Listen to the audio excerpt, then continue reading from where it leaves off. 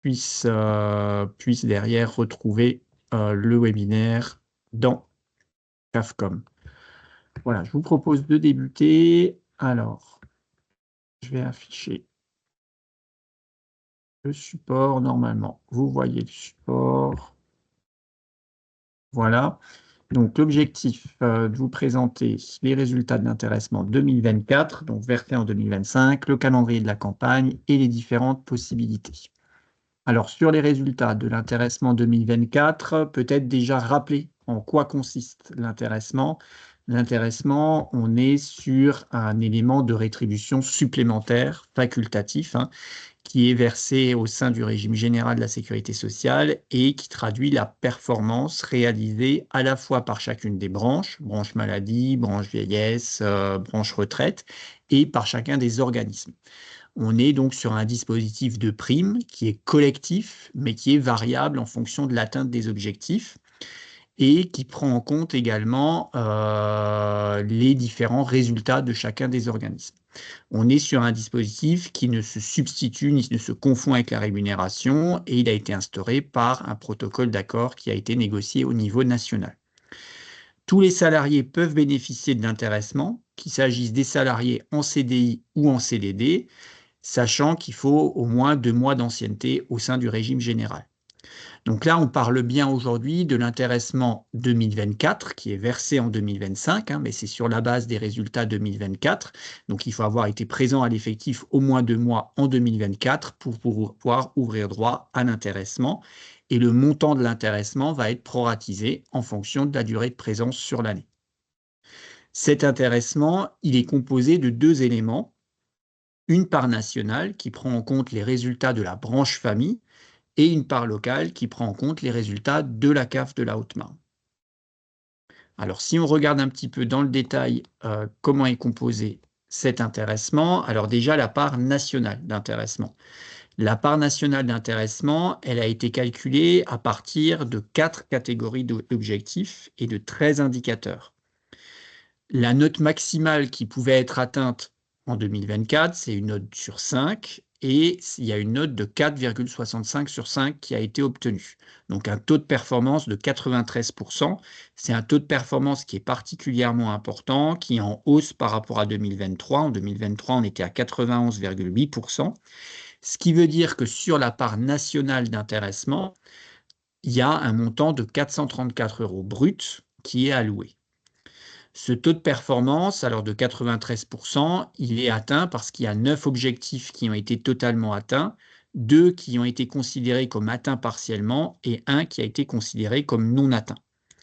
Donc dans le détail, quand on regarde les objectifs validés au niveau national, c'est l'objectif relatif au délai de démarche. Alors là, on vous a mis dans la colonne de droite le résultat local, mais que ce soit le résultat local ou le résultat national, qui est juste en dessous, dans les deux cas, on est sur des résultats qui permettaient de valider l'objectif national, qui était d'avoir un délai de démarche moyen des prestations légales inférieur à 15 jours. Au niveau national, il était de 13,9, au niveau local, il était de 6,2. Pareil pour le délai moyen de démarche des bénéficiaires de minima sociaux, avec un objectif d'avoir un délai inférieur à 13 jours. Ça a été le cas au niveau national, on était à 12,1 et au niveau local, on était à 6,5. Le taux de liquidation automatique, qui devait être supérieur à 34% au niveau national, là, il faut noter qu'il est bien atteint au niveau national, puisqu'on est à 35,9%.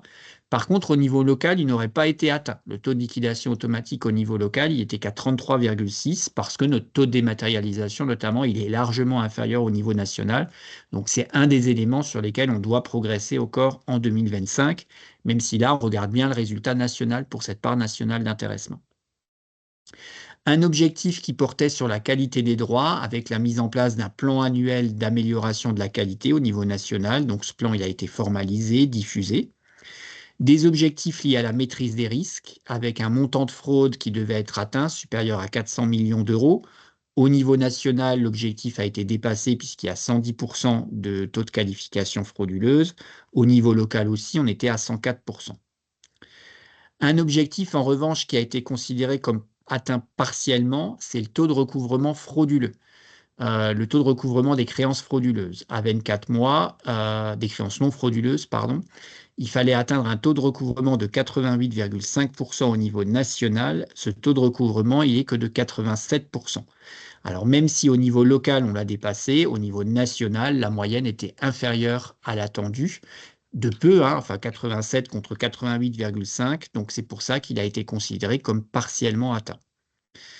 Un autre indicateur qui, lui, a été considéré comme non atteint, c'est l'indicateur de risque, donc l'indicateur qualité métier, avec un taux de rejet qui s'élève à 2,01%, alors qu'il devait être inférieur à 1,5%. Donc ça, c'est toujours les mêmes problématiques de qualité qui sont observées à l'échelle nationale, qui ont conduit aussi sur les 2 dernières années à la non-certification des comptes. Là, on n'a pas eu le résultat de la certification des comptes encore pour l'instant, mais en tout cas, on a un indicateur de risque résiduel métier qui reste supérieur à ce qui est attendu au niveau national.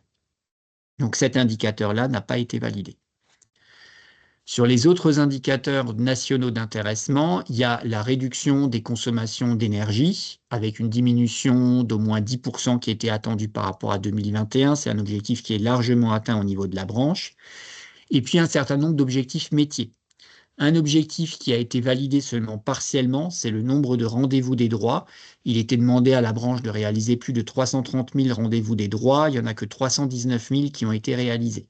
Donc l'objectif, là aussi, n'a été validé que partiellement. Et puis les 4 autres objectifs métiers, le taux de recouvrement des impayés de pensions alimentaires, le déploiement sous une forme de pré-série de la réforme de l'adossement des RM pour le RSA et la prime d'activité, l'objectif en nombre d'heures en accueil collectif de mineurs bénéficiant du complément inclusif handicap, et puis l'objectif sur l'utilisation des échanges de données par les MDPH, tous ces objectifs-là ont été validés. Donc, comme je l'ai dit tout à l'heure, par rapport aux 13 objectifs et indicateurs nationaux d'intéressement, il y en a 10 qui ont été validés totalement, 2 qui ont été validés partiellement et 1 qui n'a pas été validé. D'où ce résultat national d'intéressement de 93%.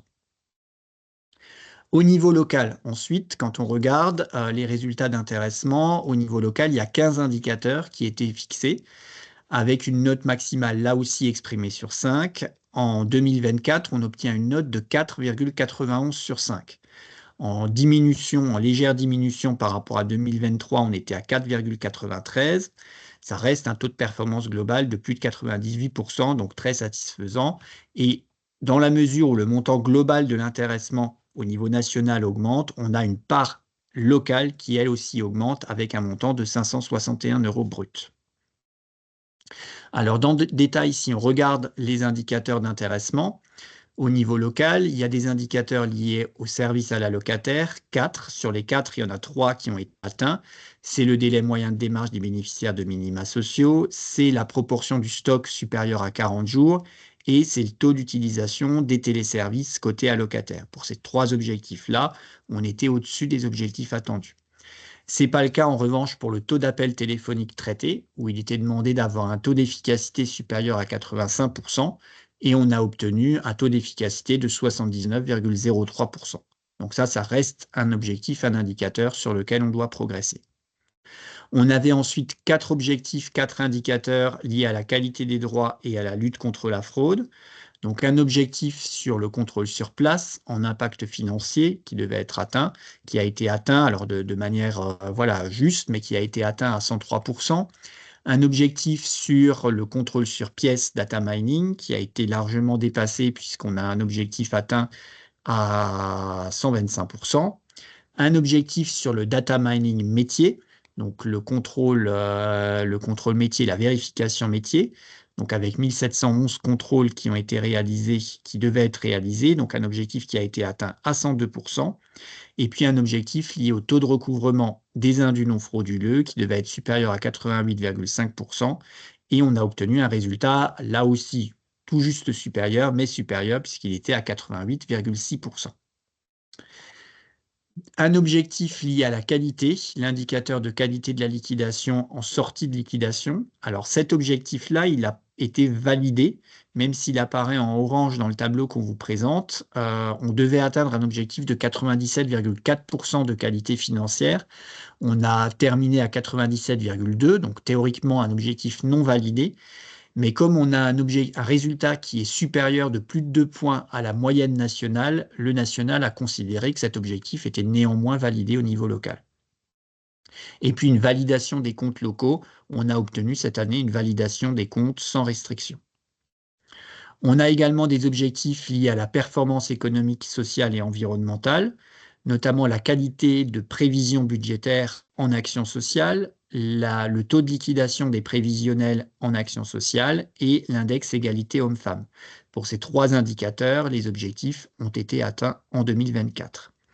Et puis 2 objectifs métiers qui sont liés au maintien de places PSU existantes, avec un objectif de maintenir 576 places d'accueil en 2024. C'est un objectif qui a été atteint puisqu'on a 590 places disponibles sur le territoire. Et le déploiement du dispositif de crèche à vocation d'insertion professionnelle qui a été réalisé puisqu'on a 5 crèches à vocation d'insertion professionnelle sur le département en 2024, pardon. Donc voilà pour les indicateurs locaux d'intéressement, donc qui nous permettent d'avoir cette performance de 4,91 sur 5. Et donc pour obtenir le montant global d'intéressement, on additionne la part nationale, les 434 € bruts, plus la part locale de 561 € bruts. Ça donne un montant d'intéressement de 995 € bruts au titre des résultats 2024. Donc en hausse par rapport en 2024. Par rapport à 2023, mais versé en 2024, puisqu'on était à 980 €. Donc bravo à tous pour ces résultats. On a un niveau d'intéressement qui reste élevé, hein, même si tous les indicateurs ne sont pas atteints. On reste avec la plupart des indicateurs qui sont atteints. C'est le résultat du travail de l'ensemble des personnels. Donc bravo à tous pour ce résultat. Voilà pour cette présentation générale des résultats d'intéressement. Ensuite, sur les modalités de versement et le calendrier. Donc le montant de la prime, ce que je disais tout à l'heure, les 995 €, c'est un montant qui est uniforme pour tous les salariés, hein. Il n'est pas proportionnel au niveau de rémunération. Tout le monde bénéficie de ce montant-là.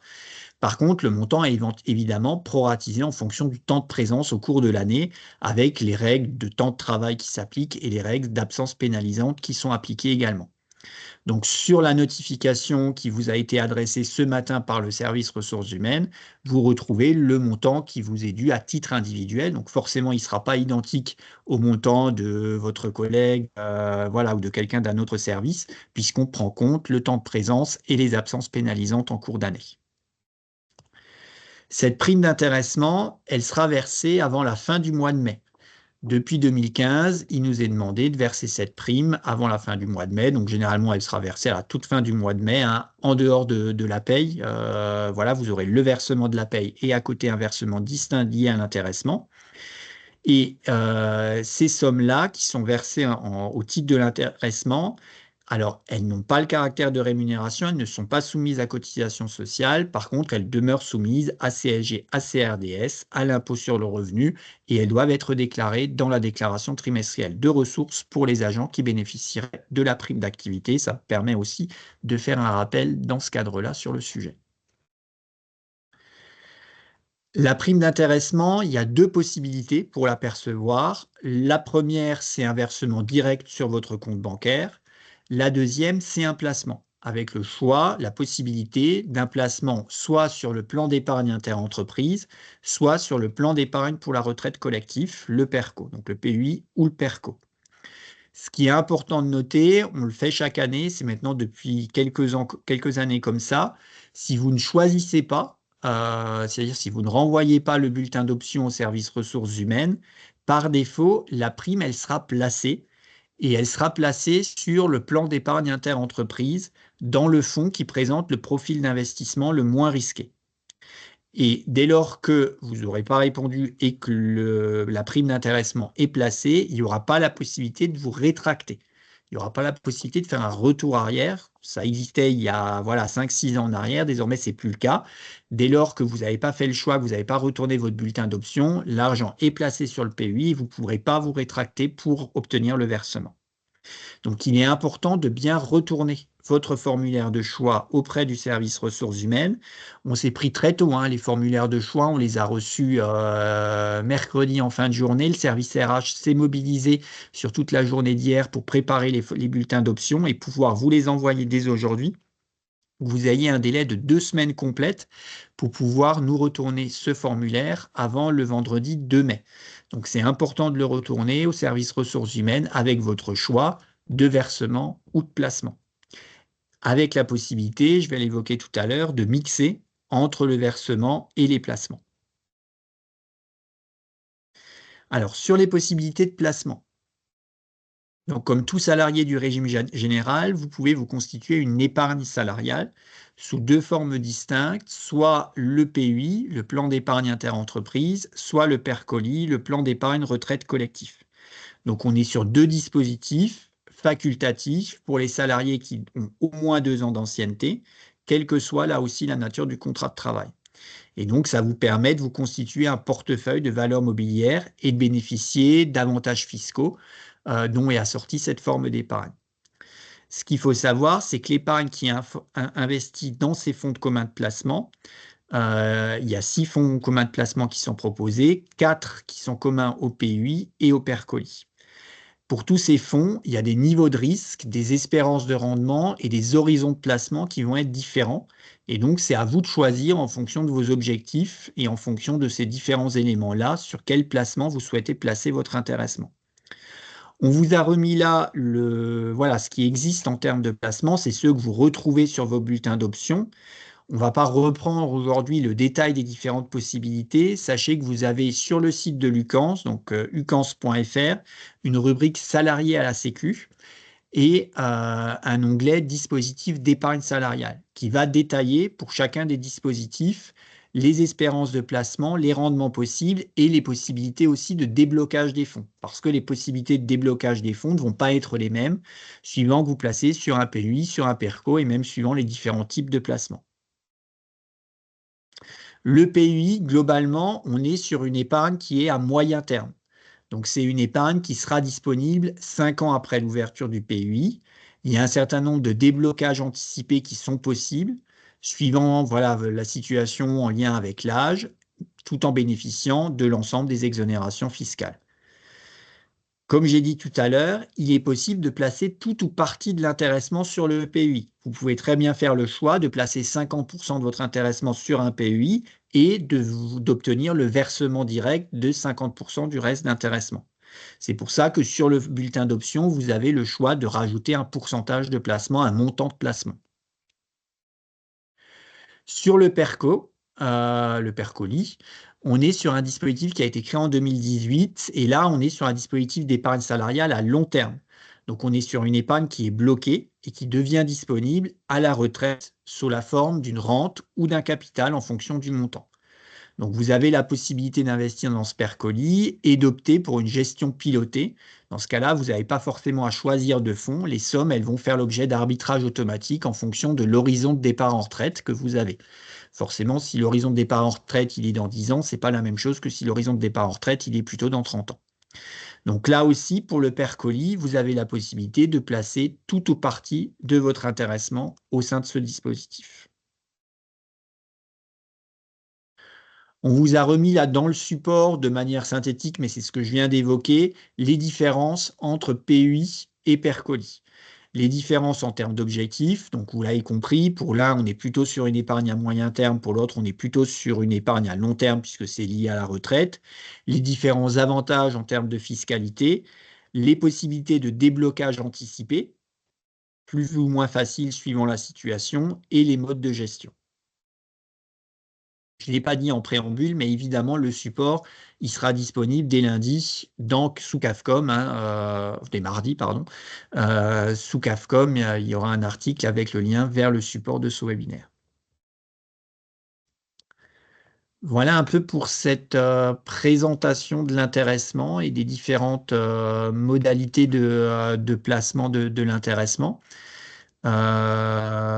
Merci Céline, effectivement, le montant de l'intéressement sera préaffiché sur la DTR, il n'y aura plus qu'à valider. Je suis encore resté en un an en arrière, mais effectivement, normalement, ça devrait être préaffiché. Mais à vérifier quand même. Ah, c'est pas normalement, elle sera préaffichée. Oui, elle sera préaffichée, mais à vérifier avant de valider. C'est ça que je voulais dire, pardon. Oui. Voilà pour cette présentation des résultats de l'intéressement et des différentes possibilités de versement et de placement. J'ai pas vu de questions dans le fil de discussion, mais est-ce qu'il y a d'autres questions éventuelles?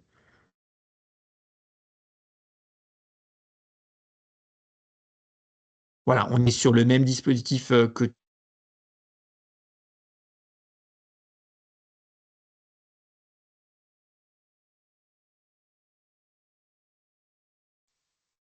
de rappeler aussi les résultats et puis voilà, encore de féliciter tout le monde pour l'obtention de ces résultats qui sont très satisfaisants et qui matérialisent les résultats de l'année 2024. Et ben, s'il n'y a pas d'autres questions, je vous remercie et puis je vous souhaite à tous une bonne après-midi et puis un peu en avance, voilà, un bon week-end pascal. Bonne journée à tous. Merci, au revoir, bon Merci, week-end. au revoir. Merci, au revoir. Merci, bon week-end. Au revoir. Au revoir, bon week-end. Bon week-end.